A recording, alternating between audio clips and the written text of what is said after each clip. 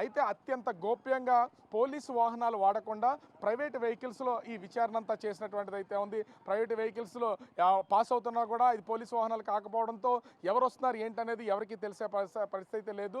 ఇది అత్యంత గోప్యంగా అయితే విచారణ అయితే కొనసాగుతుంది. మరో ముఖ్యంగా చూస్తే ఈ విషయంలో, ఈ దాడి విషయంలో అభినవ్ దర్శన్ కూడా ప్రభుత్వం మీద, అధికారుల మీద తీవ్రమైనటువంటి నిందలేసినటువంటి ఘటన మనమైతే చూడొచ్చు. ఎందుకంటే ప్రభుత్వం వాళ్ళది, అధికారులు వాళ్ళకి సంబంధించినటువంటి వాళ్ళు ఖచ్చితంగా మా మీద దాడి చేసి మేమే దాడి చేసుకున్నట్లు ప్రూవ్ చేయడానికి పోలీసులు అయితే ప్రయత్నం చేస్తారని ముందుగా ఒక స్టేట్మెంట్ కూడా పాస్ చేసినటువంటిది అయితే ఉంది. ఎందుకంటే ప్రవీణ్ పగడాల విషయంలో కూడా ఇదే విధంగా వీళ్ళు దాడి చేసింది, అంటే చనిపోయిన తర్వాత వివిధ రకాల సీసీ కెమెరాల ఫుటేజ్ని మార్ఫింగ్ చేసి ప్రవీణ్ పగడాలని అంటే దోషిగా చిత్రీకరించే ప్రయత్నం ప్రభుత్వం చేసింది. ఇప్పుడు కూడా నా మీద అదే విధమైనటువంటి దాడి చేసి ఇప్పుడు అదే విధంగా చిత్రీకరిస్తుందని ప్రభుత్వం మీద ఒక నిందేసే ప్రయత్నం అయితే అభినవ్ దర్శన్ చేసినటువంటిది అయితే ఉంది.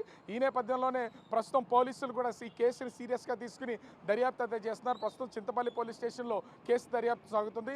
మరికొద్ది సేపట్లో దీనికి సంబంధించినటువంటి ఏఎస్పీ ఇక్కడ సింగ్ మొత్తం ఈ మీడియాకి వివరాలన్నీ వివరించే అవకాశం అయితే కనిపిస్తుంది. ధనలక్ష్మి.